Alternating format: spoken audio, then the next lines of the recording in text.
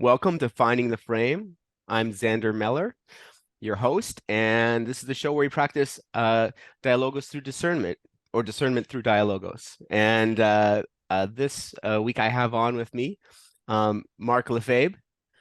It's close enough, I hope. We have an anglicized French name. Mark, why don't you tell us a little bit about yourself?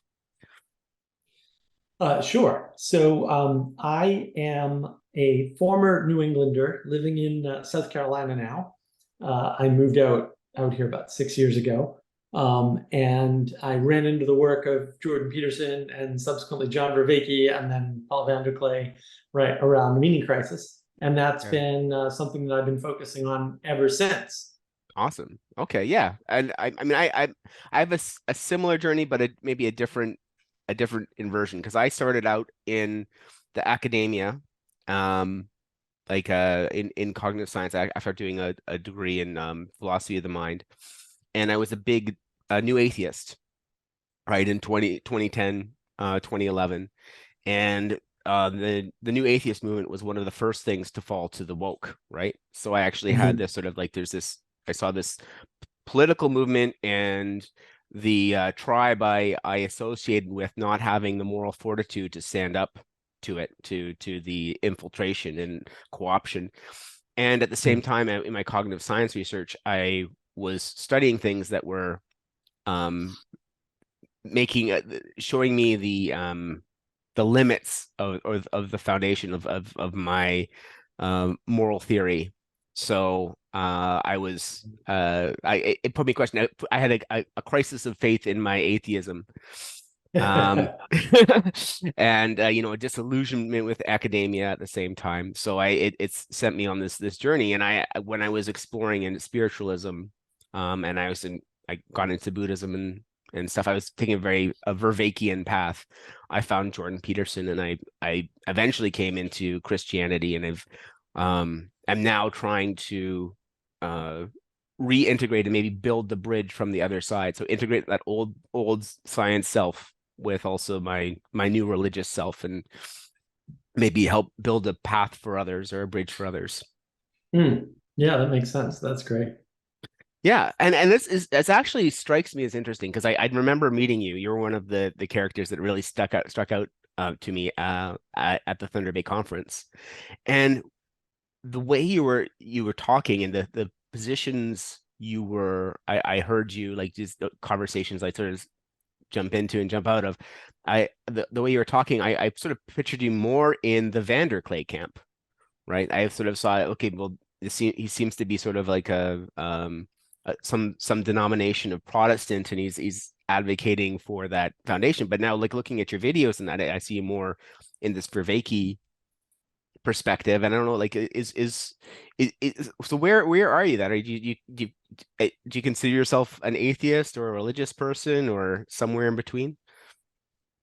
No, I mean, so I forget how many years ago it was. It was probably 15 years ago. I remember telling my friends, like, do not call me an atheist. And they were like, what? Why? And I was like, because those Mhm. are bad people and I don't like Yeah. them. Because at the time, there was Sam Harris and I knew there was something wrong with him. Right. Hmm. I have two videos on that. Right. One presages the second one, really. Right. And some of the other folks like Dawkins, they were just talking crazy talk. And I'm like, I don't really associate with that. But I also don't identify as Christian on purpose. Right. And so the reason why I think that, at first blush, I look like I'm sort of in the camp of Vanderklay is because they're building a bridge. It's bridges of meaning. It's the Yeah. Discord server, right? Yeah. And Joey's project is very explicit, right? It's a bridge. So on one side of the bridge, one pillar of the bridge on one Hmm. side is Paul Vanderklay, Yeah. right? And he's representing the Protestant religious ethos or something, roughly Yeah. speaking, The right? tribe, like yeah, spiritual Right, tribe, right? right. And they've been trying to evangelize or reach out to everybody who's not at that pillar. And fair Hmm. enough, that's what they should do. I'm not trying to change Yeah. anything, right? That's fine. Um, but there's people on the other side, right? Or maybe there's more than one place, right? Yeah. To have a bridge from into Yeah. that pillar, right? Like the people that Peterson reachers who are largely seem to be unaware of religion. Like they just don't, like they have no exposure, right? And the Vervaeke side, which is the NONESs, and again, many of them have no exposure, right? Or they have the Sam Harris version of religion where, well, if you can't see it with an optical or radio telescope, it doesn't exist. Sort of thing. There's plenty of people like that, right? And so those are the materialists, right? And what I mean by materialism is those are the people who believe that material is the primary thing and the most important thing and the thing that rules the world, right? It causes things to happen. Yeah. Right. So I've seen Vervaeke correct me and say physicalists, because they do sort of incorporate energy and sort of physical patterns into their materialism. Like I didn't say that to extent, but they believe in the electromagnetic spectrum, for example, right? Right. And gravitational, right. So that for me is actually a really important distinction. John talks about physicalist reductionist, and it's like, well, that's fine. But no one's a physicalist reductionist. That just doesn't. Okay. I understand the technical description and why he would do that, right? And he says, I'm not that. I agree he's not that, right? But he also thinks that energy and thought is what's moving the world. And what he's doing is treating that not as physical, but as material. Okay. Yeah. And that's why I make the distinction. I'm not saying materialists only believe that physical things exist or anything like that. I'm saying materialists believe that material moves the world, and I don't see any evidence for that. All the evidence I see actually points to spirit moving the world, right? Okay, yeah. And then that gets into a problem for those people because they can't define spirit scientifically, so they freak out. Yeah, so that's actually an interesting point. So would you see that as one of like your fundamental bifurcations or two big buckets of materialism and spiritualism, or would you see that as No, so John talks about the two worlds mythology. Okay. And then he says over and over again, we can't live in two worlds mythology, we can't live in two worlds mythology, right? And I say, well, I don't know, we've been doing it. So what kind of mythology? Sorry? Two worlds. Two world mythology. Okay. Yeah. And that's generally like the dualism thing of like idealism and I guess materialism. Well, or I mean, two worlds mythology is the world of myth and legend versus the world of physical objects. Okay. Roughly speaking. I mean, it has many forms, and it is a dualistic way of thinking. Yeah. Right, for sure. And I'm not a dualist, so yeah. So yeah, that's the difference, right? The problem is the evolutionary evidence is that we can and do and will continue to do best living in the two worlds mythologies. I don't know where the statement comes from that we can't do it anymore. I think that John would like to think so that he can drag everybody into the scientific frame and away from the unscientific frame. And like, fair enough. I think a lot of science wants that. And I'm not convinced that disentanglement is as clean as John would like it to be. I think that we actually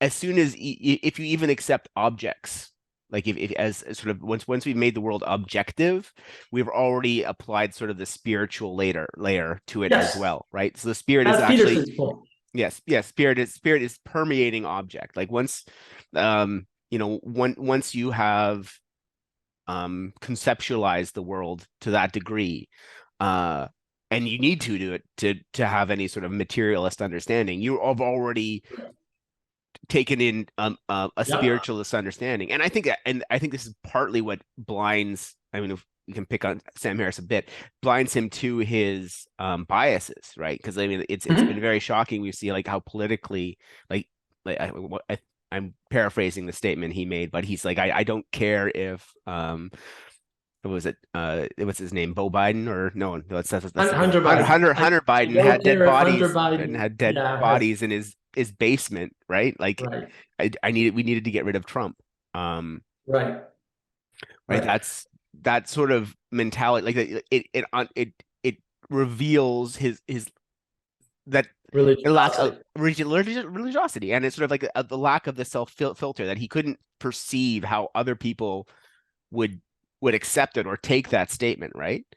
Right. So there's an inability to even sort of self-correct or see the other perspective, and I think it's because he's trying to strip away the spiritual layer on a fundamental level, and he can't do it. Right. All he's done is denied his own spirituality at a very Right. fundamental level, right? Right. His own Yeah. Look. religiosity, really. He's divided his own Right. religiosity, so he can't correct it or adjust it. It's just locked in there. Yeah, and he can't see any problems with it because Yeah, he's got nothing to compare against, right? And yeah. it is like I have this saying that I've been floating around, right? If you believe you do not have a religion, one will be provided to you without your knowledge or consent.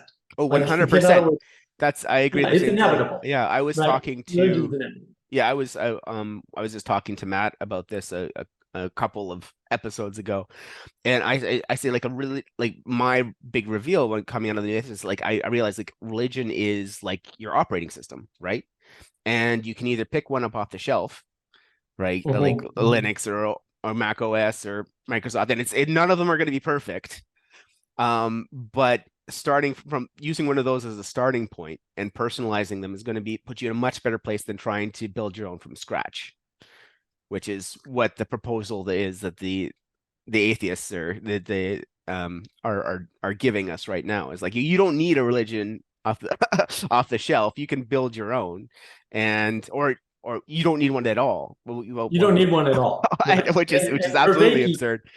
right? But Vervaeke's going one step further and saying, no, no, no, no. You can build the religion that's not a religion and live there. Mhm. And he doesn't define any of it, right? So the way it comes across when he communicates it is it has all the good features of all the religions that that you might think of, and none of the bad features.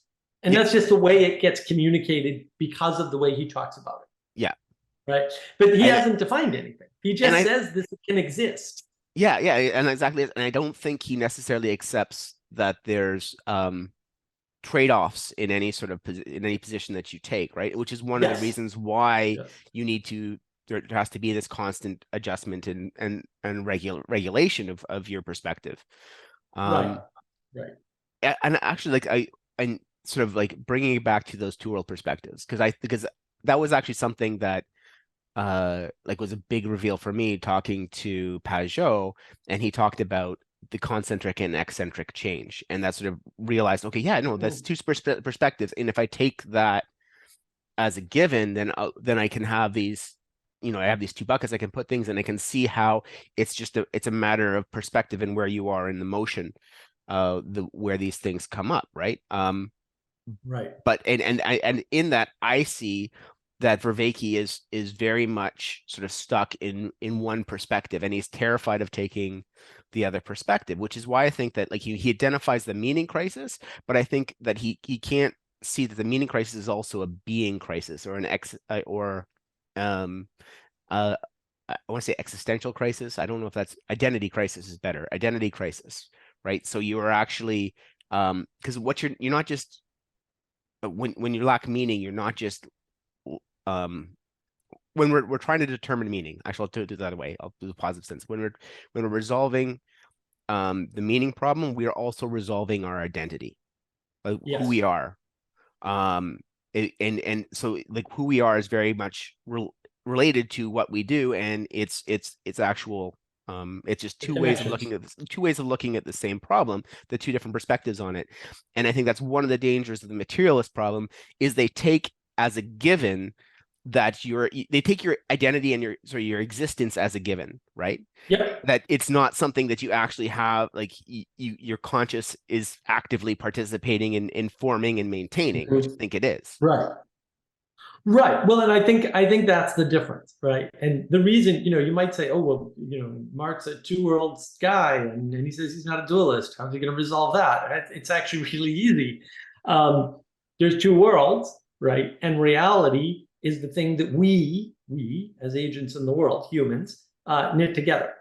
Yeah, I And would. that's the third view. Yeah. So it's not that we have complete control because we're not God, right? Mm, But we do have an influence and we have some control over how reality unfolds, yeah, right? Through our free will, through our absolutely. choice, which Yeah. Sam Harris doesn't think exists, obviously, but clearly does. Like it takes 10 seconds to realize that if free will didn't exist, we couldn't think about it conceptually. It wouldn't be an option for us to ponder if it wasn't a thing. So, and I like your characterization of spirit, right? I mean, I think that the conversation that Vervaeke had with Peugeot and Peterson up in his house there on the top floor with the with the lodge look. Okay. When was that? Was that pre-conference or after the conference? Oh, pre-conference. Okay.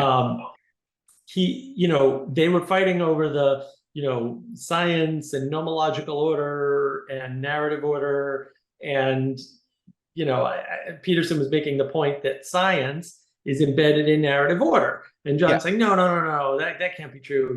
This is not, no, it's nomological order. And it's like, well, okay, nomological order is naming.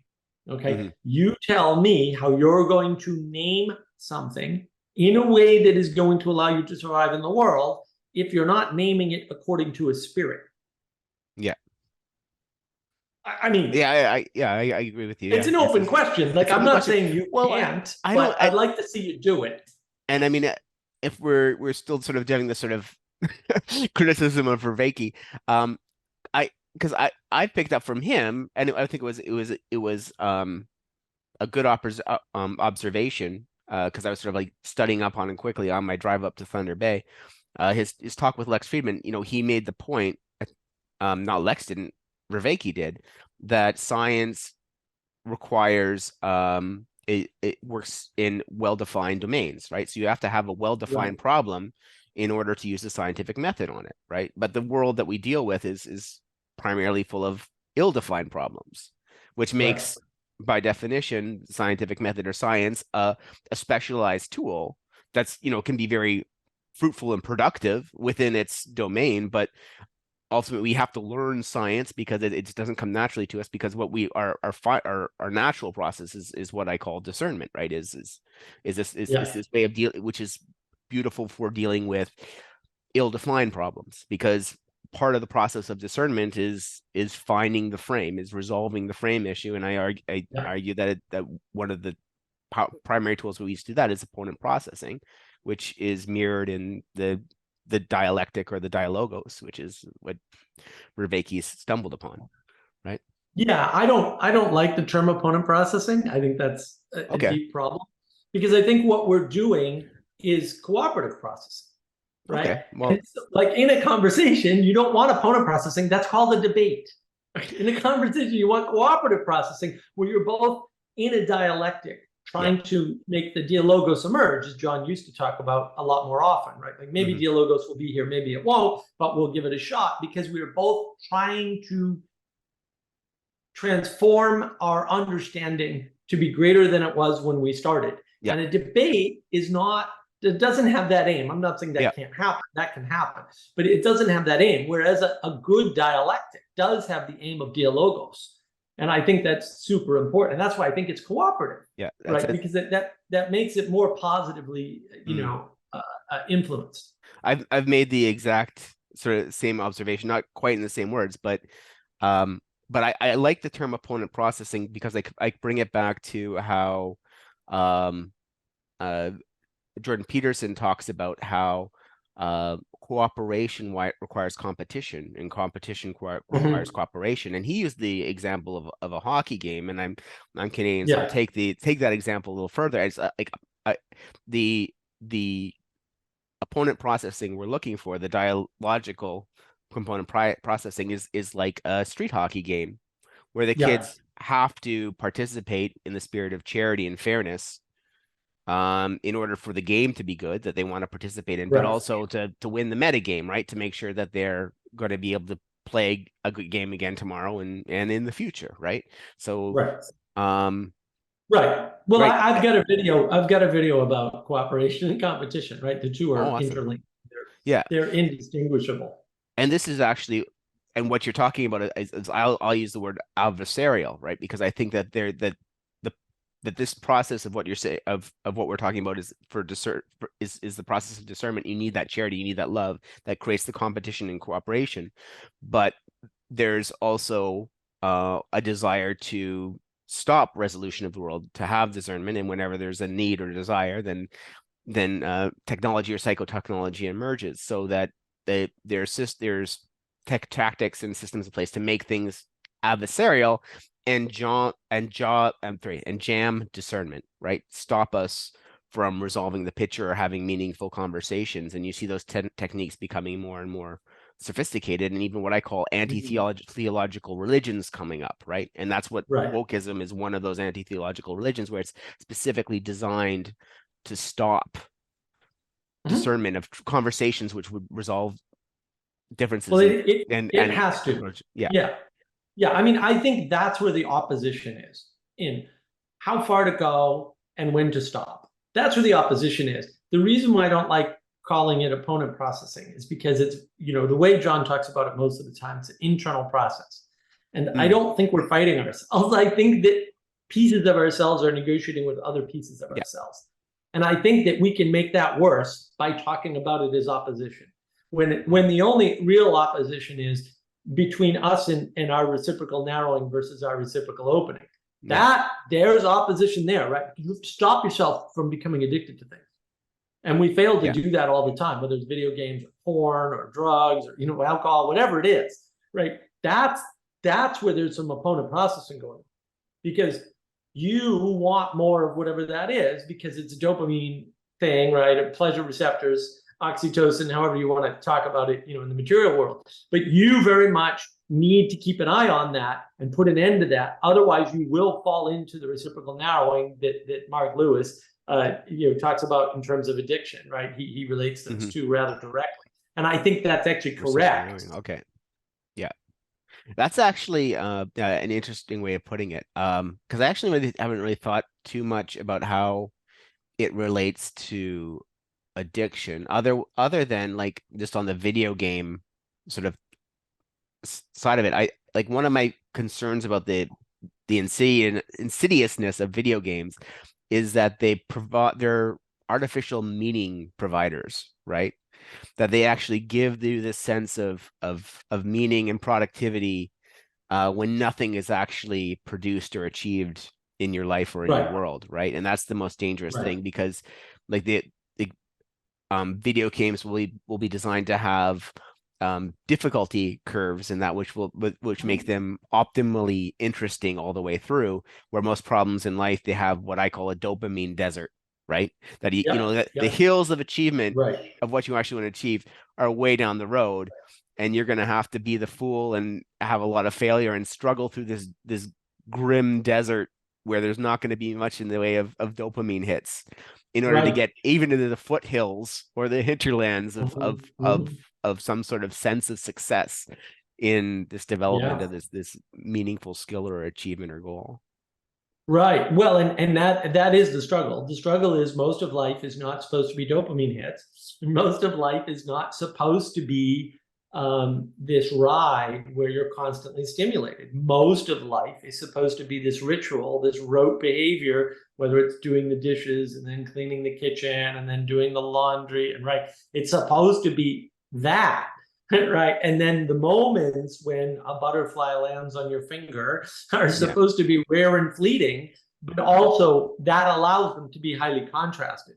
So now, I live on 12 acres of land. Like, I moved down here deliberately, right? I've got a pond 12 feet out a picture window, right? My garden's right out in front of me. So technically, it's nighttime now, but I would have the window, I'd have the shades pulled up and I could just look out over the garden, right? I'd see all kinds of whatever's out there. Occasionally a deer is out on that side by the road. Oh, nice. Okay. Right. So those moments, and what do they make up? 1% of my day? Maybe. Those are the moments that make the rest of my day worthwhile, right? And the only reason why it's possible for me to just go outside and recharge effectively, and Peterson talks about this, like introverts seem to get recharged by going outside. That's certainly me. Is because most of my experience is this road sort of got to do this, got to do that, programming this, looking at that, fixing this, cleaning that, right? Folding this, whatever it is. Yeah. So that high contrast allows me to see better, right? Because you need contrast to see. And that's, I think that's where, and it's one of the things that, Vervaeke's meditation series, for example, is excellent at, is talking about the contrast, about the reciprocal narrowing versus reciprocal opening, right? Focus is a narrowing, right? And then contemplation is more of a reciprocal opening. Yeah. Right. And prajna practice, this is meditation practice, is more about moving between the two, because you need the skill to move between the two, right? And yeah, I mean, the problem with video games is they are fake participation. And we crave participation, but then we get fake participation, and it's a problem because it's fake. And we're not building things. It's not generative in the same way as things in, participating in your churches, for example, or participating in your club is, and not even generative, but in regulating or maintaining, right? Because these things like churches and real world things are disappearing, partly because we have no participation in them, right? So we're not even necessarily so concerned. Like, I think we should be concerned about creating new things. That's as important too. But even that we see this diminishment of our societal world out there, and in all these different ways. And like I mean, downtown where I live now is I just recently moved back, and it's sort of night and day after 20 years later of just what's happened, right? Like it's unbelievable what the downtown looks like compared to what it used to be. How it's just sort of like a decayed version. It's not like something new things have been built up. It's not even, but even the things that existed 20 years ago have not been maintained, right? Right. Yeah, you need revivification. And Peterson talks about that too, right? Like, he's got all this stuff down. It's really interesting. If you really engage with Peterson's work, it's all there pretty much. And there's a couple pieces, not too many. I think all the pieces he's missing are best done in the religious frame anyway, like in a particular religious frame, whether it's Muslim or Jewish or Christian. It's just that matters less. But he's really got the bases covered, because he talks about revivification, and when the way the world works is time, energy, and attention. Like, that's all anything has, right? That's the manifestation of the spirit, roughly speaking. It's not the only manifestation, but it's necessary, insufficient, necessary but insufficient, right? So I just want to jump in on that. So I want to sort of like of the things that we've talked about, what was a big insight for me from the conference, and what I've been sort of inspired me to make a channel, and that from that is sort of like I think that there's something unique. You're suggesting that other religions provide this too, but I think that there is something unique to Christianity. At least I put Catholicism in that, but some other brands of Christianity, denominations of Christianity too, where they have really the way that they've defined the Trinity is in this sort of self-regulatory system of opponent processing, and more they often use the analogy of conversation or a beating heart to describe it, right? Which sort of gets to Vervaeke sort of 3 R's of that. Was it recursive relevance realization, right? And that sort of like the form of the Trinity I like, and is the idea that the Father and Son are in conversation, loving conversation, right? Dialogical conversation, and the Holy Spirit, which guides us, emanates from that conversation. And that Holy Spirit has this characterization of, it can be like hope based, or hope, like a sort of a hopeful, or it can be faithful. So, and that's the hopeful is the expansive process, or the eccentric force, and the faith is the concentric force, like getting stuff done, focusing down, right? But it's that idea of a conversation or beating heart is something, provides that sort of like regulatory process, like something like the metronome, like a metronome. Are you familiar with Watt's governor? When I was doing philosophy, yes, like where it's a physical device that they put on a steam engine, and it would actually improve the performance of the steam engine by regulating the flow of the steam, right?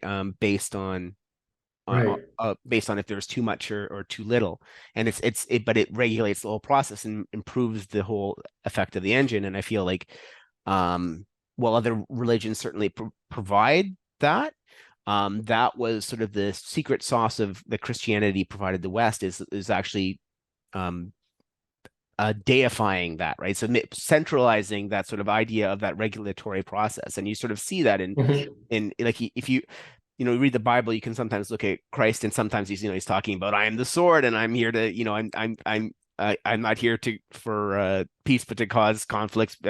Families will be divided, and other times he's the Prince of Priests, and he's all about mercy, and that can seem sort of like bipolar or something unless you take into account that no, it's actually, it makes sense within this what you call your two world frame, or what I'd say is more of two perspective frame, right?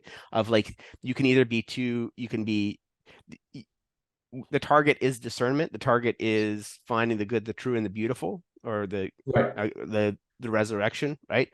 And sometimes you can be too concentric, you can be too far into your faith, and your faith is missing the mark, and you need to expand, right?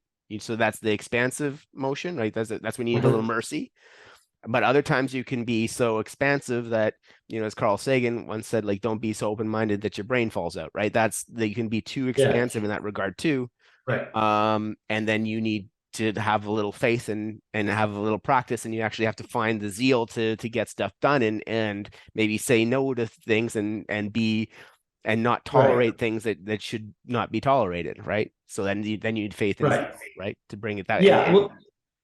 And where you and so that becomes that it's connected, I think, to that two world perspective of like, if you're it's sort of two perspective of like where you need to be to get back to what's actually true, good, and beautiful, is really what world you're inhabiting, right? Sorry, go ahead. Yeah. To some there was a lot there. Yeah, I know. Yeah, I think to some extent, one way to view it is to say that Christianity is the fight, or maybe the first fight against the postmodern idea of top-down power from above, right?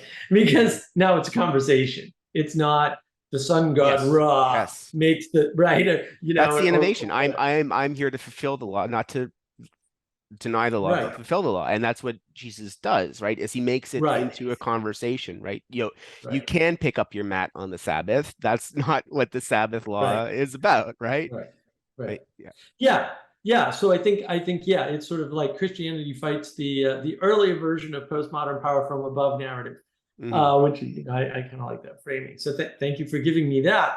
That's a cool way to think about it. And yeah, I mean, I think again, a lot of it for me is the two worlds are there, and we're knitting them together, and that's what reality is. Now, again, we can't just make it any way we want, right? Because we're embedded in a creation, and that's the assumption, and that's the assumptive problem, right? And I think what Sam Harris and his ilk are trying to do is ignore those presuppositions, right? And say, well, we don't have any presuppositions. We're sitting in this objective material reality where it's a neutral space. And then from there, because it's a neutral space, we can make judgments on everything else. And if you were here with us, you'd see what we see the way we see it. Yeah. Right. And now we're into Luther. Oddly, right? Well, these patterns keep playing out. And that seems to be the game that they're playing, roughly speaking. Well, I think that beyond that, so there's Pajot described to me like there's two snakes, right? He said that snakes are the agents of change. So there's the concentric and eccentric change. There's the green snake, which is the eccentric change, which is the snake in Genesis, right? Who's but there's also the bronze snake in Numbers, which is the concentric change. And the thing about these agents of change, is that they are they're treacherous, right? So they're necessary. What sort of like my big Peterson moment was when I once heard him say, even God could not make a garden without snakes. And it gave me this deep moment of insight that I didn't really completely understand. I thought I just understood it after, I think at a deeper understanding, a deeper level, I understood more deeply, but propositionally after it sort of processed, all I really got out of it was this idea that there were limits on God's power. So he's somehow, we can somehow define it more just God is somehow comprehensible because he's not completely well, he's infinite in sort of there's a sort of a finite nature or something. I'm sorry, I got off on a tangent. Bringing it back to the snakes, the deeper thing is that God needs change to create the garden, right? That it has to have that dynamism. It has to have the snakes. Right. The change Right. can be treacherous. It can Mhm. lure those with free will into either like this Gnostic dream world, right? Where anything is possible. I can see it all, therefore I understand Right. it all. The great dream, I can synthesize God myself. Or it can tempt you towards the bronze snakes, like the broad faith, into this hermetic world where it's like, oh, I have this power of creation. I can actually then take control of the narrative and dictate reality myself, Right. right? Which is Right. the tyrant's temptation. Mhm. Right. So that's the other. So there's so both in both motions, the snakes are treacherous, and the way you Mhm. avoid that treachery is through maintaining that loving or charitable connection, which keeps you in that happy zone of competition and cooperation, right? But the Right. treacherous snakes want to break that charity, that spirit of charity. They want that you go off into Gnostic Hermetic land, right? Where you're Mhm. trying to replace God, or trying to get as far away as God as possible, because you see God as a tyrant, right? Those are the sort of the Right. broad ways that you see that the worlds can go wrong. Yeah. Well, and I think life is change, right? Yeah, But change is treacherous because it threatens our safety and it yeah. threatens our identity. Because if I'm here, I know what I'm doing, and then change, and it's like, oh, well, that's not good, right? So it Hmm. is a betrayal in some sense, right? And it's a constant betrayal because you can't. Entropy is real. Right? Yeah. You're not getting around change. And it's unclear to me what the relationship between entropy and time is, because they seem to be very Hmm. closely tied together somehow, right? Like the time we measure time by change. Like, Yeah. okay, well, change is a function of entropy. So, or entropy is a function of change. I don't quite know, but yeah, I mean, there is that struggle, and yeah, I think Peugeot has been talking about in the Exodus series on Daily Wire, right, about the Yeah. snakes and that. So yeah, I'm familiar with this green snake, brass snake thing, and it's very interesting that he talks about it that way. And then Yeah. the mediation is us, right? We're still the mediate. That's why we have free will, because we Yeah. can mediate, right? And then we can make it worse or we can make it better. And then the problem is, well, now, and I've been playing with this new saying. Let's see if I can get it right. So our all roads lead to bad things, right? They lead towards evil, right? Okay. The way to good is to build the road to good. And there's the struggle in life, is that if you want good, you have to work for it. And when you're not working for it, you're on a path that's already been built, but all of Yeah. those paths only lead back. None of them lead forward into the future to the good. Okay. But I mean, that's sort of, yeah. I mean, I see what you're saying, like because it does require constant maintenance, I think, to stay Right. on the narrow path, right? Uh, Revivification, right? revivification or You're on the regulation, you're right? on the path, but you're building the next place to step. That's the revivification, and you're doing it based on where you were, right? That's the revivification. There's a Okay. there's a culture, there's a history, right? There's a building, whatever it is, right? So There's an old road, you know. yeah, that's why I mean I see what you're saying. I'm just trying to place the path, because I mean you're not really talking about religion or society, like, because you see the value in tradition. So you're not saying, you're not suggesting that you shouldn't follow tradition when you're talking about like building your own path, No, you right? right. You have to follow tradition to build your own path, because you don't know how to build a path. Hmm. You're a muppet like the rest of us. We're just not smart enough to know how to build a path, or where, or like, Yeah. we don't know, right? Like before the Romans built good roads, nobody knew how to build a good road. Yeah. Like, it took the Roman Empire actually to learn to build good roads. And then people were building good roads ever since, roughly. And there was a lull, right? But Yeah. like that technology requires the distributed cognition through time, right? Yeah. And so once you can't abandon that. That's what ritual does. It's the enacting of that distributed cognition through time. And there's a little lag, so some of it's out of date, but you don't know which pieces are out of date. And maybe you do, and you're right, but that you can't change this big system like that that's bigger than you all at once. So, and this is where all the conflict comes from. Like, you can't be up to date in some sense. Yeah. So actually, this actually gets, let's talk about this distributed cognition thing, because that actually is my argument, or what I'm playing with is the argument is that this is why the dialectical relationships are so important. Right. Is because, you know, we could internally, if we were less conscious, but still conscious to a degree, like the reason we evolved consciousness is to resolve what I say is both the being meaning problem of, you know, this multifunctional agent that we are, right? That we actually, we have this, because we're so flexible, we have to figure out what we can, what we should do next, but also we have to figure out, you know, we have to, you could say, develop the narrative, but we have to really develop our identity. We have to have, and our identity has to be authentic to actually be a meaningful identity, which is why it's I call it the being problem. If you can, when you're connecting identity and authenticity, like you have this sort of the proper relationship, then that's being. Right. But so you have to resolve that being problem, and you resolve that meaning problem. That's why we have consciousness, to do that for ourselves.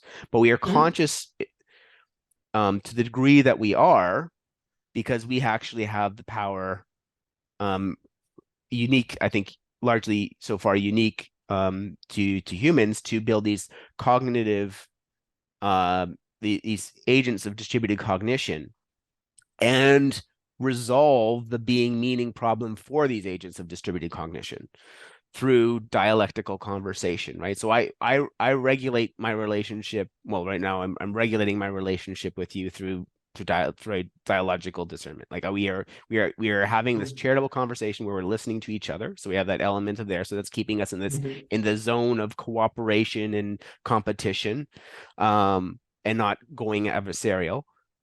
And because our relationship's regulating, then that can be built into a more complicated relationship, like say maybe like a conference in Thunder Bay, or a more prototypical example is the family, right? That I think that the relationship between the husband and wife has that opponent processing in it that actually resolves for the being meaning problem for the family. And because we've seen this breakdown in that relationship between husband and wife, is why we've seen these families breaking apart, because without the dialogical relationship to regulate the distributed cognition of the family, resolve the being problem and the meaning problem for the distributed cognition of the distributed agent that is the family falls apart, right? Right. Well, and I think actually it's kind of worse than that. I mean, in some ways I want to push back on your model. I mean, it seems like what distributed cognition is about is that you by yourself cannot determine meaning, you cannot determine being, and you cannot determine sanity. Because sanity is a function of not nomological order, and not mere narrative order, but the normative order, right? And sanity is about normative order. There's 3 ends of order that they were talking about in that talk with Peterson and Peugeot there in Vervaeke. And so that to me is the core issue, is that when we look bottom up, we see, you know, consciousness as resolving this issue. But actually, if we look top down, we realize consciousness is the thing that enables the distributed cognition so that we can have awareness of all of these aspects. Okay. I think that your pushback is valid. And I was talking more about evolutionarily how we got there, because I think that there are, like, other great apes have a degree of cognition of consciousness, but not to the same degree we have. And other animals. So I was talking about, so initially the consciousness evolves just as a self-regulatory process. But I would definitely agree with you 100% that now it's a necessity for us to build distributed cognitions, because our existence as humans are so we're such social beings that it's not about individual self-regulation anymore. We're not building them. They emerged. They now we emerged, have to deal, right? We have to Yeah. do, but I think they emerged to a plan. Like there was a final cause, because evolution is just a formal cause, right? But there's 4 causes, and the more important cause is the final cause, and that's where I think the distributed cognition comes from. It's like, if you want to know creation, if you want to know the creator, however you conceive of that to be, you can't do that alone on your own by yourself. And so, there has to be a final cause of distributed cognition in order to do that. And then I like your thesis on the family. I think that the core issue, though, is not just what you pointed out, although that's super important. When we don't have a family, like when we grow up, divorced parents or whatever, we are not exposed to the exemplification of how to get along with one another when we disagree. Because as it turns out, married couples rarely agree. And so if your agreeability or happiness or some other banal sort of goal is on your mind, you can't be with other people. Like, you can't be friends with them. Forget about married. You're not even going to. And that's why, you see, like, for the marriage crisis chat on the Bridges of Meaning Discord servers full of single people talking about the marriage. It's like, you're single. First, learn how to date.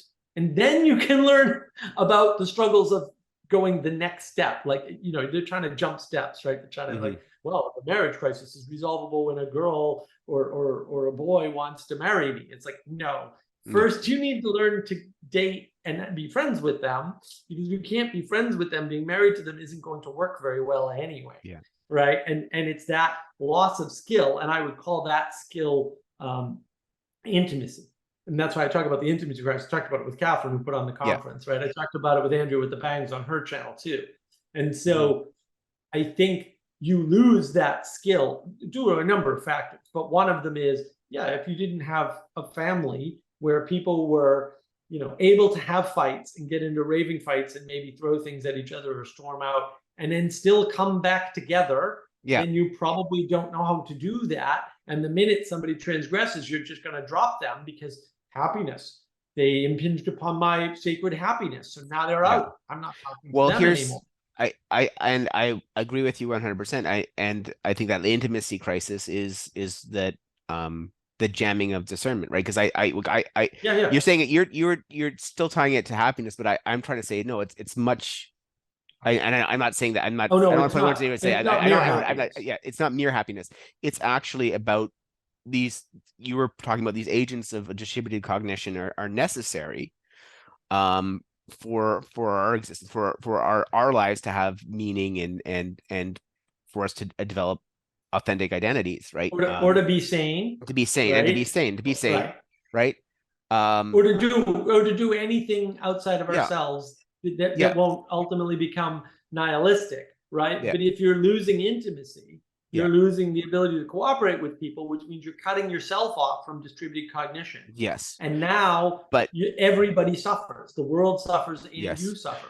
But here's the thing is, like, if you can't build families, you can't build a wife relationship, then like that's sort of like the smallest Lego block, right? That's because the relationships have to be self-regulating, and if you don't have the small self-regulating relationships, they break down at that level. You can't build more complicated self-regulation. That's right. So you don't have the basic skills. So if you don't, if you can't build a family, you can't build a community, and if you can't build a community, then you can't start building businesses with specialized merchants, and you can't have a church, you can't have corporations, you can't build a town, you can't build a government, city, you can't build a state, you can't build a nation. Right. And conversely, if you destroy people's abilities to do that, right?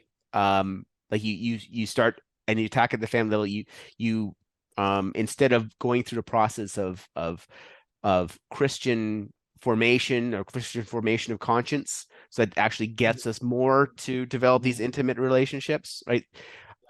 You flip the script on that, and you start building you go to like process of Marxist conscientization, which is really the inversion of that process, where you make people resentful and you make people complainers and you make every relationship adversarial. You make people wretched, and I think a good way to talk about being wretched is that inability to connect with, make that intimate connection, what you're talking about, right? Yeah.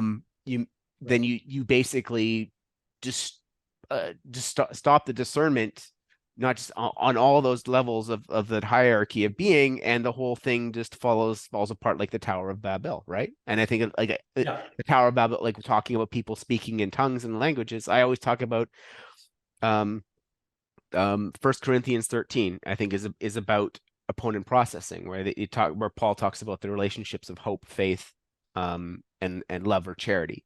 And he, the first verse in it is, if I can speak the language of angels and man, but without love I sound as like a clanging gong, or clanging cymbals, or noisy gong, right? That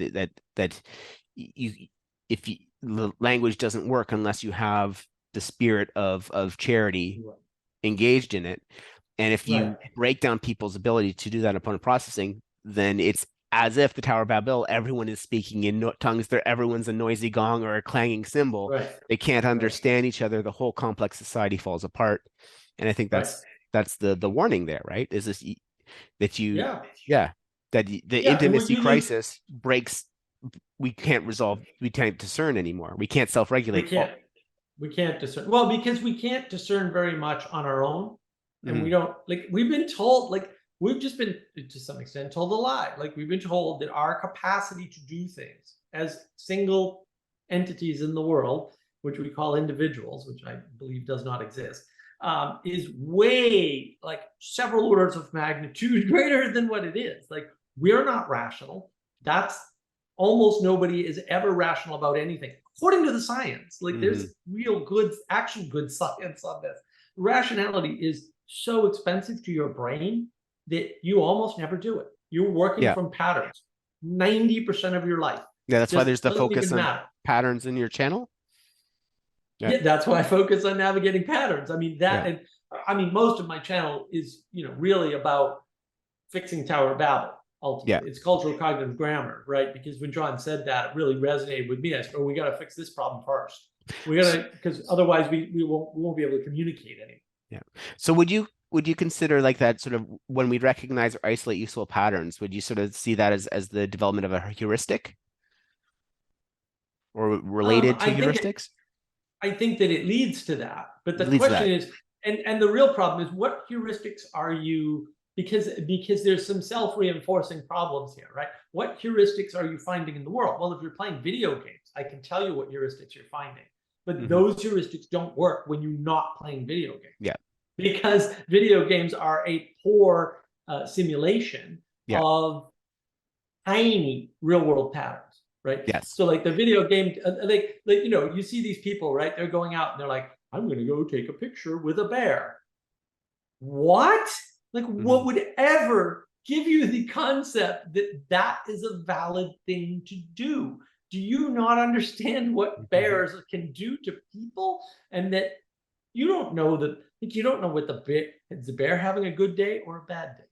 Is the bear hungry? Like, there are considerations that you and any number of other people in distributed cognition cannot determine about that bear, no matter what.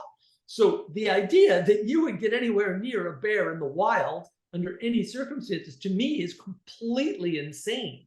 Like, you do not want to be trying to take a selfie with a bear in the shot. Like, but this is what happens when our heuristics are based on video games. Yeah. Right? Yeah, we don't know how fast bears run anymore. We don't know that bears could be hungry. We don't recognize bears can have bad days, because everything in a video game's pretty patterned. And we're like, oh, the world's just patterned. No, the world's full of randomness. That's all over, at least from our perspective, it's full of a huge amount of randomness. Yeah.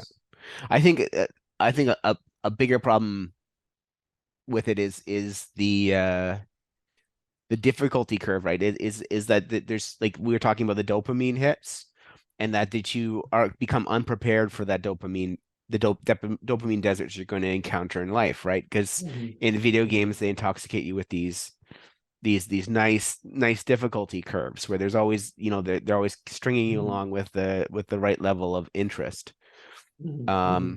Right. And also Right. but also the goals are fundamentally artificial. So they provide you goals, Right. and then you don't set goals in real life, and you don't um you don't the challenges in life seem too difficult because like everything seems like a quest that's a red quest in World of Warcraft or something. It's like, oh, this is too high level for me, so I'm just gonna do something Yeah. simpler or less complicated, right? That gives me the dopamine hints and the Right. satisfaction. But yeah, no, Right. I see it, but also the patterning of life. So you're not understanding the fundamental working of the world, and that's again, I think that's um the forces that want us to be dependent, right? So that the tyrants enable that intentionally, right? And that they have psychotechnologies I think that they're taking advantage of it. I don't think anyone enabled it. I think that's where I'm an emergence fan. Like technology, well, techne emerges, and then people try to use it and take advantage of it, and they're all actually in competition with one another, and maybe they yeah, don't I don't even know. realize. I think I see this is the thing though. I think that there's with the the great man theory, or like once the technology exists, there's Mhm. good technologies, but there's also technologies that are they're specifically designed to jam discernment, right? So I mean I could talk about specific Marxist tactics.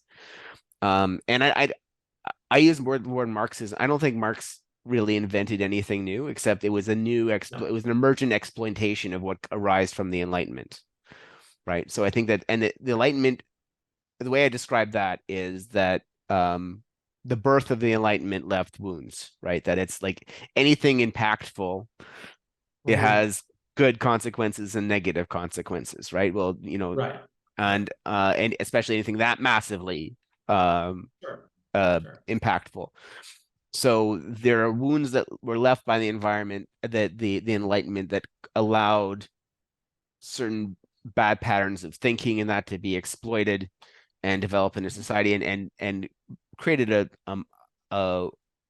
new methods of employing totalitarianism and selling totalitarianism as a Mhm. religion, which is Sure. really about, like, Yeah. in order to have any totalitarian system, you need to block the discernment of everyone involved in that the systems, because you're going to Right. create everything Right. top down. So you have to stop people from developing their own Right.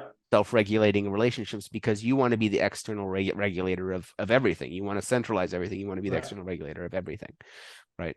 Right. Well, and I think I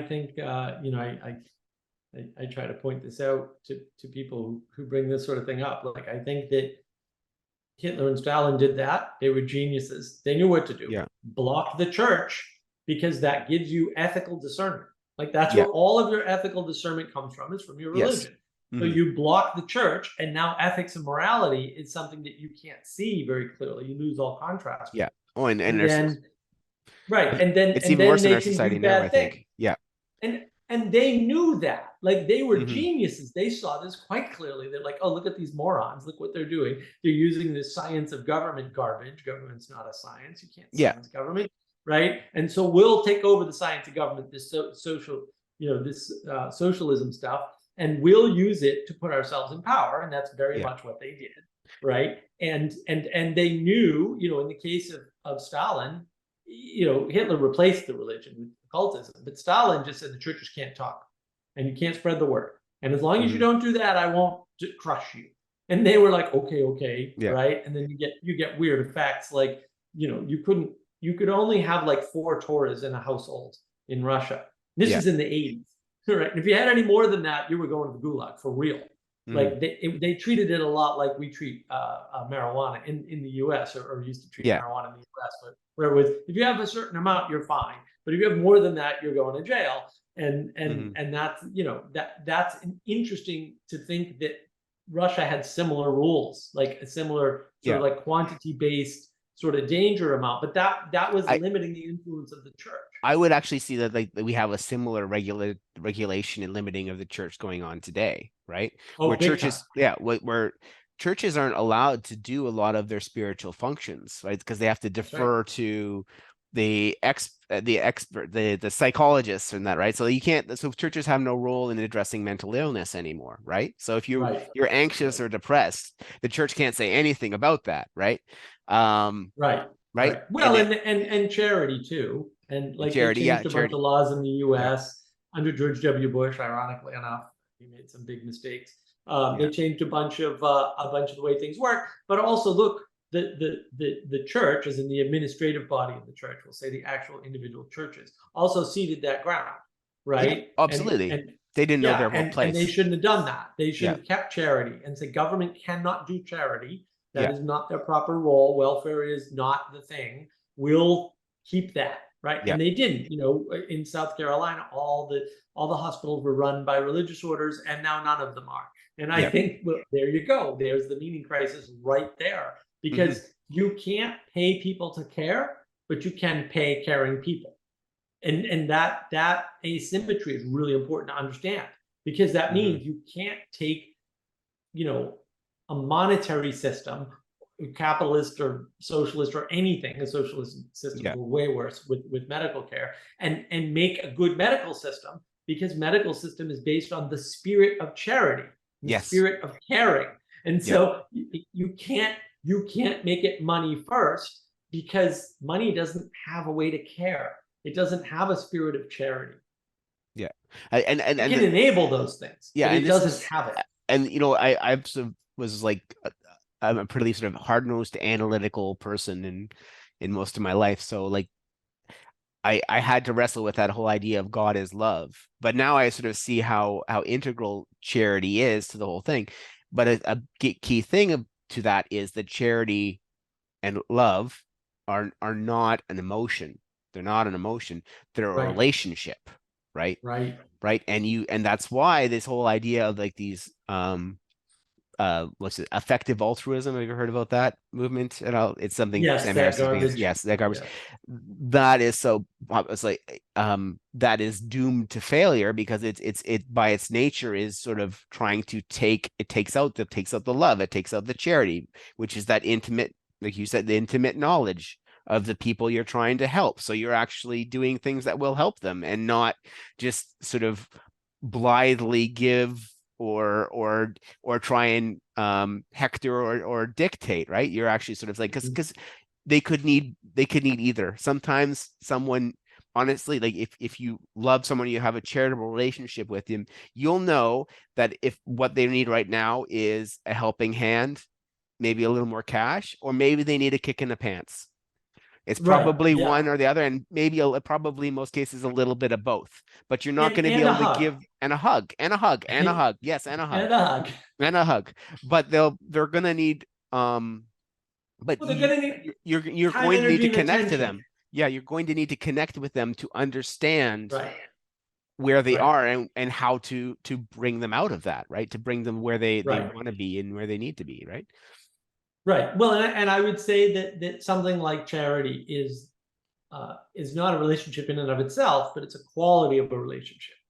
And that's where Mhm. that's where I think that's my definition of intimacy, is the quality of the relationship. And Yeah. that can't be measured in any fashion whatsoever, right? Because the measurement is the tyranny of quantity. Yeah. That's science and other things. But Yeah. that's the materialism is all about measurement. But you can't really measure equality, right? Qualities are things that exist on Okay. top of these relationships, right? So That determine yeah. the nature of them. Okay. So a They're couple the things expression of to the that. spirit is what equality really is. Yeah, I understand what you're saying, but I think that, like, because I see this is love related to that opponent processing, this nature of being listened, and like from the perspective of someone in one of these loving or charitable relationships. It's the If you're trying to judge the strength of that relationship, that connection, you're judging how much you're listening, but also how much you're being listened to, right? Yes, In that exactly. perspective, right? Because you're trying to see like how much that other person is connecting to you. Like if we're Right. talking about the internal Vervaeke example of opponent processing between the left and right hemispheres, you actually see that there's actually the physical corpus callosum connecting them. That is Right. which is that charitable connection. So each network is taking into the other one into account. But Into when account. we're doing it in a social perspective, you're right. It's not something. It's not like there's this line, there's physical line that appears between us that I can like put a meter on and check the bandwidth, right, and see how much it's being Right. used, right? I actually have to Right. I have a sophistication to see how much you're listening and how much I'm listening to you, and have an understanding of how of how much that determines how charitable a relationship is, or how loving a relationship is from that, and that requires some Right. skill and wisdom. That's the qualities, right? You Quality. determine the quality from this deep, rich, signal-rich environment, right? Which, Yeah. unfortunately, we're not together in person like we were at Thunder Bay, Yeah. but you can do that better on video because you Yes. can see, right? And better in audio than you can in text because you can hear Yeah. tonal, right? So there's a Yes. lot more signal, right? And there's a lot more quality signal because you can focus what you're paying attention to, like unlike Facebook or Twitter, Yeah. that'll just scroll thing. You can focus on that object, on that person.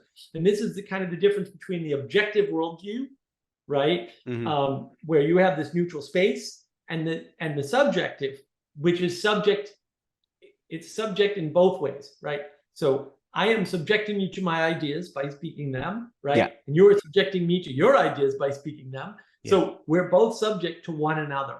Yeah. And that interaction is a relationship of a certain quality. Yeah. And it's that quality. And I like that you brought up, you can't measure it with bandwidth. And see, because that's where the science people go wrong. They go, well, we're not reductionist physicalists. We could measure things like bandwidth. It's like, yeah, but quality isn't reducible to bandwidth. Yeah. Like it's Well, so much more than that. so actually let's go to quality, because actually I think like the question of discernment, I think, is linked very much to quality. Yes. And Or there's two types of what discernment. like what intelligence is trying to really get at is quality. So when another verse in the Bible that I like talking about discernment is Matthew 18:20, when two or three are gathered in my name, then I am among you, right? Or then I am present. So Jesus says this. And I think that talks about what we're doing right now, right? Where it's like, so we're gathered in his name. So we're in this process of, we are trying to discern the truth. And I connect Christ's body. So Christ has two gifts, as from the communion, the Last Supper, right? Is the wine and the bread, and the wine is the Holy Spirit, is fulfilling a prophecy of Elijah, and the bread is the good and the true and the beautiful. And what's cool about it, the good and the true and the beautiful are all epitomes of quality, right? What you're talking about with the quality, right? And this is one of the things that I think, like we're talking about Marxist tricks and tactics. One thing that they like to bring in the moral relativism, and when they sneak in the door, is that they'll try and get you, or say, well, can you define the good? Can you really define what is beautiful? Exactly. And Matthew Pajot had a great response to this when he's asked a similar question about heaven, right? It's like, can you define heaven? Can you describe heaven? He says, well, I could give you words, but the words would be a pale imitation of what I'm actually trying to express. The words are lesser expressions of that, so I really wouldn't be getting it across. And that's exactly the problem with defining the good, the true, and the beautiful, is any specificity of that does not encapture what they actually are, because what they cannot be defined, but they can only be discerned, right? And the discernment is a continual regulatory process. Like, you actually have to follow them around, like the 3 R's, the recursive relevance, realization. You're always like ignoring the relevancy. You're always it's a constant recursive process, because you always have to check in and do it again. It's a continual process. I think actually another liturgy analogy that Peterson's used for this, I don't think necessarily in this context, and I think that many of my Christian brothers and sisters will be annoyed at me for going here, but also from Harry Potter, the Quidditch game, right? The game above the game of searching for the snitch, right? The snitch is that the thing that's like going across the game, and it's the process of discernment of that good, true, and beautiful. It's like once you grab it, it's constantly moving. You have to constantly track it. and Right. you can only grab a hold of it, the game is done in that. But that's the point of the ultimate point of the game is that process of discernment. And Right. um that's the moment of, and within Christianity, that's the moment of the resurrection, is the discernment, is the body, that generative good, true and beautiful, right? Yeah. um Yeah. And I think there's two types of discernment, right? There's okay, what's the discernment second term? through quantity, Okay. which is really easy. You can teach people to discern through quantity, right? Like, well, 7 is bigger than 6. And for this object, more is better. So if you have 7 inches, that's better than 6, right? You Yeah. can do things like that, right? You can tell people like, well, look, 2 liters of water is better than 1 liter of water, right? Yeah. And unless you're One carrying in- it, and then, okay. right? So you can teach people these discernments pretty easily with quantity. Yeah. That's not hard, right? And you can do it propositionally, But right? And this is where you bring in John's 4 types of knowing, okay. And right? I think you're talking because you're talking in a world of reason and well-defined problems there when you're dealing with Yes, quantity, right? So that's always, so right? I'm sort of using the word of discernment to talk about the irregular problem solution. So yeah, so I would definitely say it's another use of the word discernment, but I'd maybe use that as reasoning or something another to draw the Mhm. distinction, right? But I think you're Yeah, no, absolutely right. that's fair. Yeah. That's fair. Yeah, so I'm just sort of playing with with this because I'm actually going to do videos and stuff on discernment soon because Yeah. it's a big. I think it's the big problem. Hmm. You're obviously on it, right? Yeah. But you people think they have discernment because they have something like reason, right? They have Yeah. the reason, rationality, and logic. And they think those 3 tools provide them enough discernment to live in the world. Yeah. And if the world were mere material, right, which is not also the non-physical, right, then that would be true.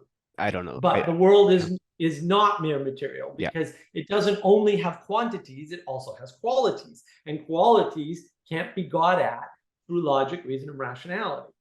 Yeah. And when you bring in John's 4 P's, or although we modified them slightly, and you sort of overlay that with McGilchrist, right? You can see where, well, it looks like one side of the brain is dealing with logic, reason, rationality with propositions and procedures, right? And logic, reason, rationality work excellently with propositions, nothing better.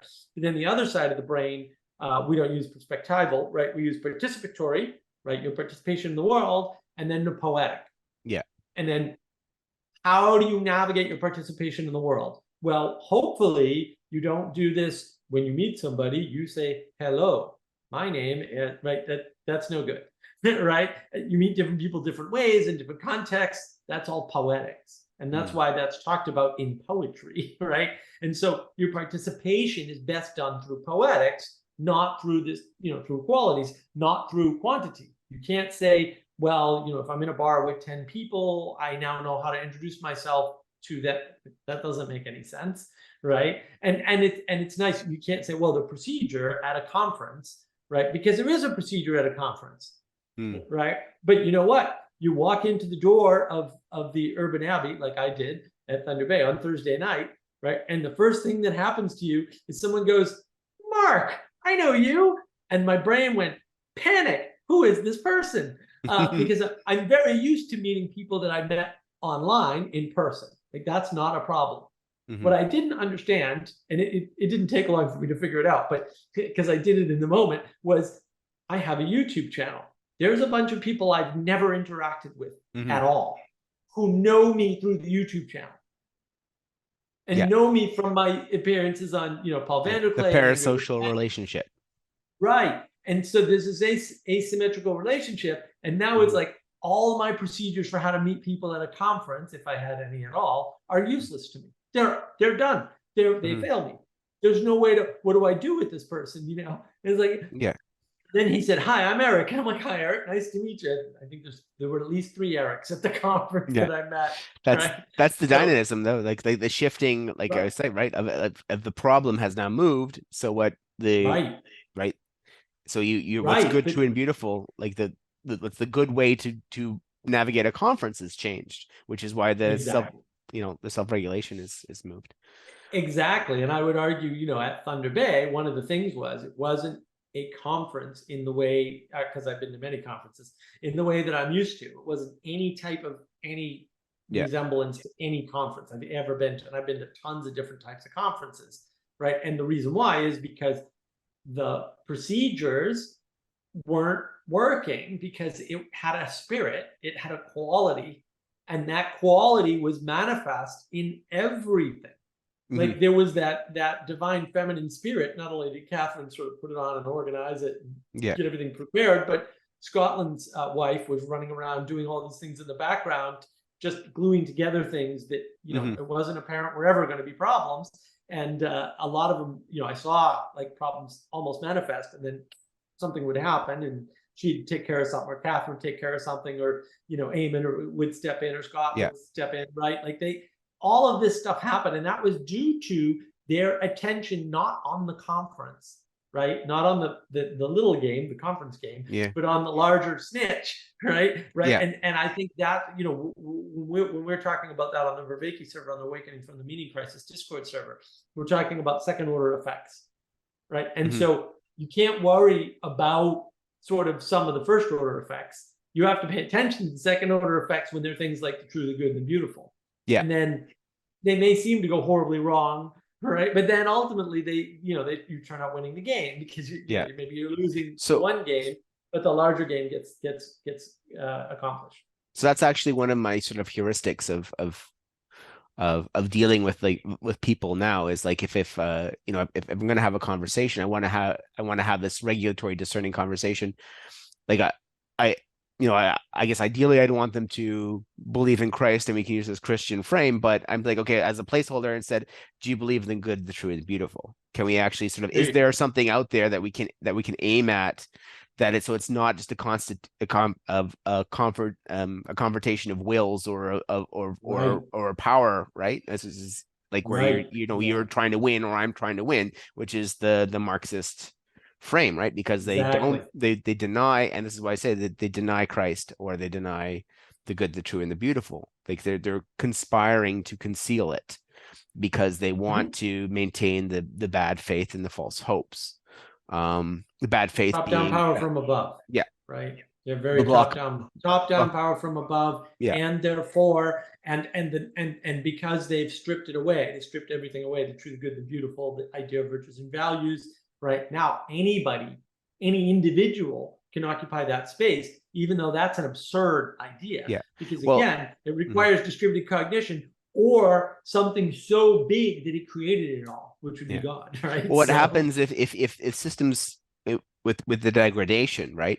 When systems are no longer self-regulating, you have the first thing to maintain the system is you bring in external regulation, right? So kids, like the good example of this, the healthy example of this, the kids playing hockey, hockey in the streets works fine. When those kids grow up and they start playing professional hockey, some of them start playing professional hockey, there's contracts, there's all these deals, that there's many externalities that make having this purely self-regulating game an impossibility, and they need referees and contracts and things in order to maintain the integrity of the game. But the danger is that these external forces of regulation are also cognitive, of often distributed cognitions, that they can become self-interested, and they can actually become interested in blocking the discernment or the self-regulation in order to create a need or demand for more external regulation and propagate themselves, right? So you actually, that's one of the roads to tyranny, is this ever greater demand for external regulation that actually becomes self-interested in jamming the independent or the self-regulation of the system they're trying to regulate, right? So you end up with, for example, healthcare systems or welfare agencies that are actually don't have their interest is in hiring more nurses and more administrators, and not necessarily in helping patients, because if they helped all the patients, then they would more equipment, better buildings, exactly, all machines that go bing, bing, Right. They don't improve caring. And Mhm. they use the word care as, as some funny manipulation of the language. And also, I like what you said at the beginning. I mean, I think it's really important for people to understand, if you walk into the room with Jesus, and you're always walking with Jesus, right? But Mhm. you go, here he is, guys, can we agree? You're gonna lose an audience, because they're not there yet. Yeah. They're way back.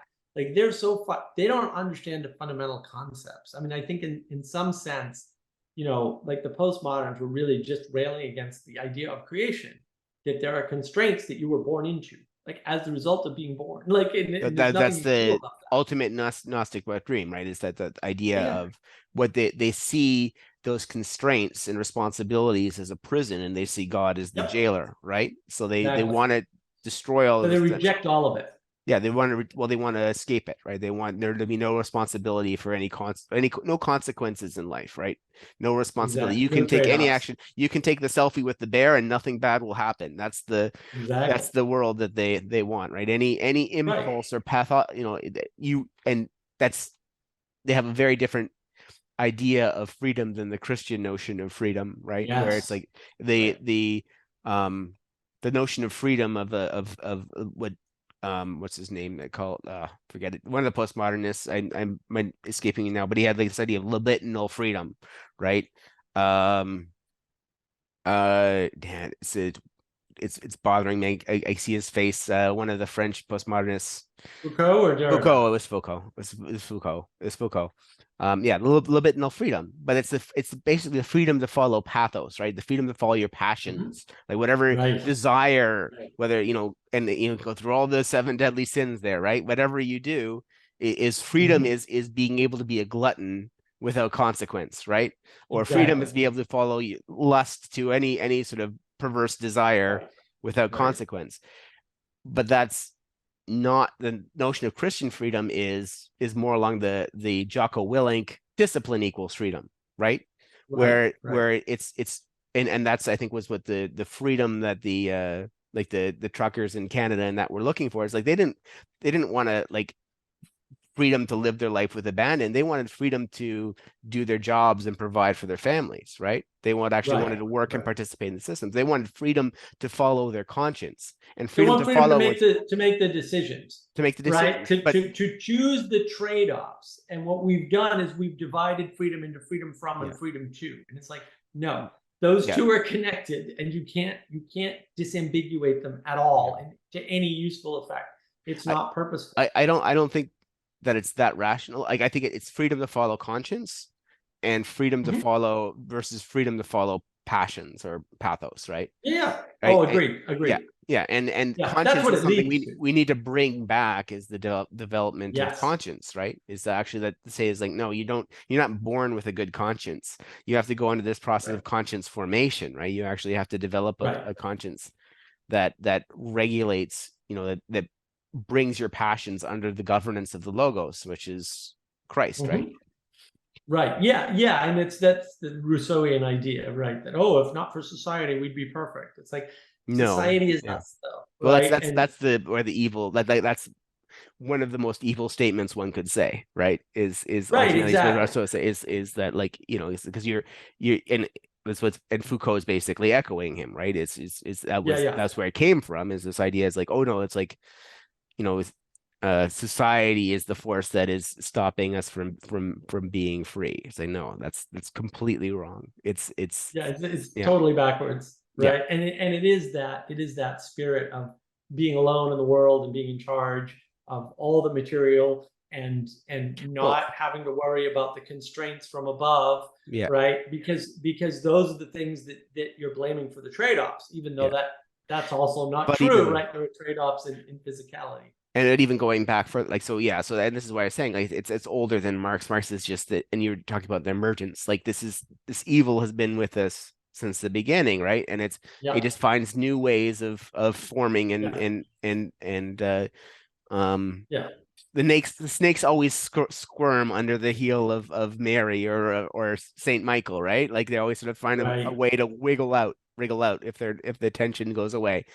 But it goes back to the original Gnostic heresy. So it's the exact same abandon and same attitude of, it's like, it's like, well, we're Christians, but you're saying that God is a demiurge that's imprisoning you, and and you actually, your true divine nature is free of any responsibility, or is just following your perfect will of pathos, of passion, right? That in any responsibility or consequence is a hindrance to you.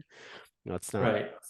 Well, and that's all Dionysus, right? Yeah. Dionysus, Rousseau, Foucault, they're all the same. Like same person, different name, right? Same ethos, different name, right? It is that. And I think Plato did a good job of, and Aristotle and those guys did really good jobs of differentiating these things and having systems for dealing with them. But they were embedded in a religion. And I think like the Enlightenment's not a problem, because that problem would have shown up sooner, right? The problem is when you try to use the Enlightenment outside of the framework it was built in, right? You pull an Immanuel Kant and you say, no. Philosophy shouldn't be the handmaiden of religion. We can just philosophize without religion. It's like, no, you can't, right? Because religion is the basis. And then that, again, that sort of goes back to what are the trade-offs? What are the constraints? What decisions are we making? Not that they're more right or more wrong necessarily, right? But you have to be aware that every decision for something is a decision against some other number of things. Yeah. Right. And it's never probably an infinite number of things. Probably. Yeah. Right. But even if it's only ever four, it's not. You never decide between two things. That's not a. There's always trade-offs. We do that as a shortcut in our minds to help us make a decision. Sure. But that's not what's happening. And we need to be aware of that, because we need each other to be sane. We need each other to make decisions about being an identity. You can't. Identity is a negotiation, which means you have to do it in the distributed cognition. You can't do it outside of that. And which distributed cognition is society. It's a form of distributed cognition, so it's not optional anyway. Like even if Rousseau was right, it's irrelevant because it's not optional. You don't have the mental ability to know the world that way. And when you're embedded in a world where you don't see healthy conflict, healthy acceptance of difference, because your parents accept their differences for the greater good of having the family. Well, there's also compliments, right, too, right? So like, I mean, my wife, it may hurt my pride as my wife is right about a lot of things that I don't see because of the differences between us, like things that she will emphasize, or that are more salient to her. Right. So there's been several, like there's always occasions where her opinion and her she makes up for my blind spots, right? And that she's closer to the truth than I am. And conversely, I think it's true as well. I hope so. Yeah. Specialization is important, and you need the specialization, especially in the distributed cognition of a family. Yeah. But yeah, so and one of the reasons why I think like this sort of idea of opponent processing sort of holds weight is like because you see it within a family, like a husband and wife, but I also think you see it emerge naturally within the political system as well. And that's what we're really talking about when we talk about the right and the left, is that is the hopeful side and the faithful side, right? And they need to be in health when they're in a charity, when they have charity towards each other, and they're trying to discern the truth of good governance. When they're in that state, then they're actually resolving the meaning problem and the being problem for the distributed cognition of the county or state or country, right? Yeah, sure. But no, that makes sense. Yeah, and then I think the problem, I mean, to give Grim Grizz his due, he talks about LARPing, and I think when you're doing this live action role playing, this LARPing, and you're doing it for the wrong reason. So suppose you get cynical and you think, well, politics is merely about top-down power from above plus money. Yeah. Right. And then you're not going to act with charity. Yeah. And now you've created a problem that never existed. You've just ginned up a problem that doesn't have to exist because of your limitations.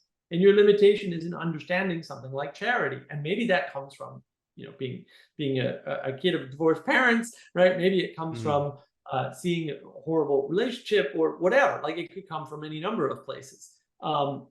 but that's a problem, because now you're acting as if the goal of politics is top-down power from above plus money, and that's all that goes into it, when in fact so much more should be going into it and can go into it. But the people involved have to be able to sense that, discern that, to your point, in the quality. And that's a quality of a relationship between left and right, with the aims clearly stated. If the aim is make money or get power, whatever the hell that means, is one of the problems with postmoderns. They don't define the term power. They just kind of bandy it about, use it all kinds of different ways. Well, and it's because they're, the game they're playing, like is to block discernment, right? At the end of the day, like they're trying to they're trying to make people adversarial, and that's why they make it. They're trying to paint the healthy opponent component, like a competition with cooperation relationships, as purely adversarial as these power games. Well, one must win and one must die, right? Like there has to be a complete dominance, struggle for dominance, and that's and that destroys discernment. That instead of the focus is I must win and you must lose, and in nowhere is finding the truth, the true, the good, the beautiful in that at all, right? Or both of you improving as the result of your union, which is what a family is, right? It's a husband and a wife getting together to form something that otherwise they could not form on their own. And so the option, you can always characterize that as a fight for dominance, and maybe there are fights for dominance in different areas, but like if you think it's merely a fight for some kind of single dominance, you're missing all of the other stuff that's going on. Well, it's going to break. I don't think you're going to fulfill the primary role of having creating a distributed a distributed cognition of that will be the basis of the family, right? That is the family. The institution of family will not be emerged. You destroy the idea of distributed cognition when you over reduce to single factors. Well, and to win or take all. Adversarial Well, but science, the goal of science is to reduce everything to a single deciding factor. And fair enough. The problem is not everything is reducible to a single factor. And also doing that doesn't always have the effect that you want, because just because you can reduce it to a single factor doesn't mean you can get control of it. And the other problem is that if you do that, things can't have quality. And so now you've got a huge quality problem, and that's not easily resolvable. And that's why science is insufficient to hold the world. And I'd like to bring it back, is like quality, like the purest forms of quality are found through discernment, right? And that's the whole purpose of it, is because you need those, because they're generative concepts. Like if you grab onto the good, the true, and the beautiful, it's the body of Christ, but it's also the fountain of youth, right? Or the Holy Grail. Like it brings eternal life. But it's also like the cornucopia, right? It's the horn of plenty that keeps on giving. It's why we're built to find it, because like once we do it, we can replicate the pattern, the good patterns, the true patterns, the beautiful patterns, right? To connect it to your pattern stuff, and from that it's generative.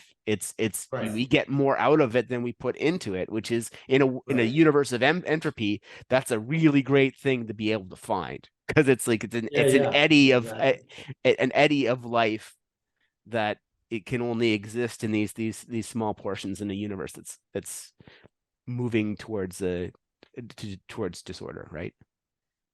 Yeah, I agree. That was beautifully said. I like that. Yeah, that's the important part. Yeah. All right. Well, I think we're sort of running out of time now, so we can probably wrap it up. I think we sort of did quite nicely. You said you have anything else? You should end it on that. Yeah, you should end it on your little wrap up there. Okay. Well, I actually have something. I have a call. What do you call it? Call it a tagline or something I like to say.